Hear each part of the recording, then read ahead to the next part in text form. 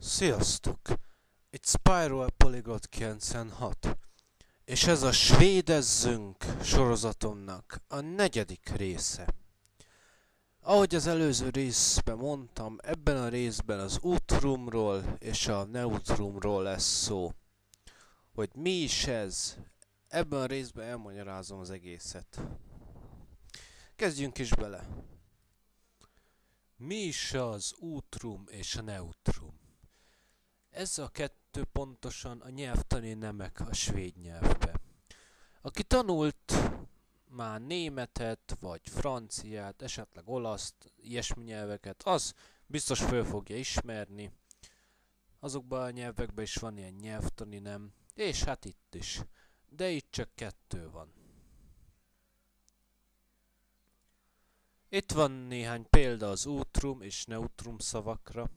Először is nézzünk két Utrum szót. Az első a dator, ami számítógépet jelent. És a második az meg a dörr, ami ajtót jelent. Aztán Neutrum szavak. Az első az eple, ami almát jelent. A második meg a hepp, ami hajót jelent.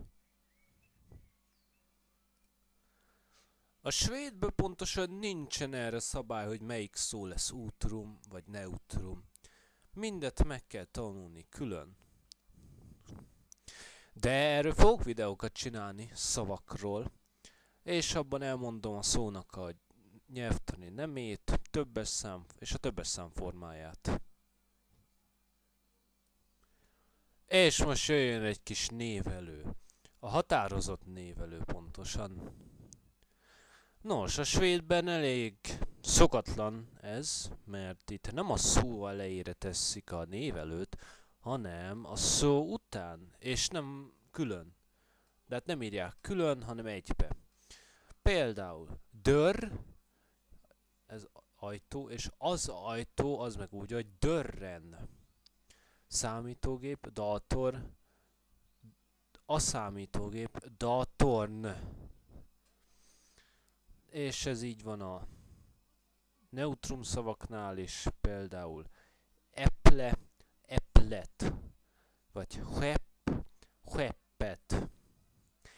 Így működik a névelő a svédben. Érdekes. És a határozatlan névelő, ez is így működik. Az Utrum szavaknál azt kell a mondat elejére tenni, hogy n, például en dator, en dörr. És a neutrum változat pedig az et, például et eple, et hepp. Hát ez nem olyan bonyolult, de ezt is külön meg kell tanulni mind.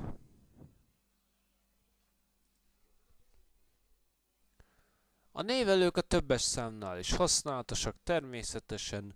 Az, hogy a számítógépek, azt úgy mondjuk, hogy datorerna. Tehát hozzáteszünk ilyet, hogy na, ne, stb. És az, hogy az ajtók dörrarna. Igen. És hát ezt inkább a neutrum szavaknál szokták így csinálni. A neutrum szavaknál ez nem olyan gyakori. Hát most az, hogy az almák, az úgy, hogy eplena. De az, hogy a hajók, az úgy van, hogy heppen. Igen. Hát ezeket is meg kell tanulni külön, de erről is lesz még több videó. Igen. Köszönöm, hogy megnéztétek azt a videót. Lesz még több rész, és a következő részben a birtokosságról fogok mesélni nektek. Hát köszönöm, hogy megnéztétek a videót. Sziasztok!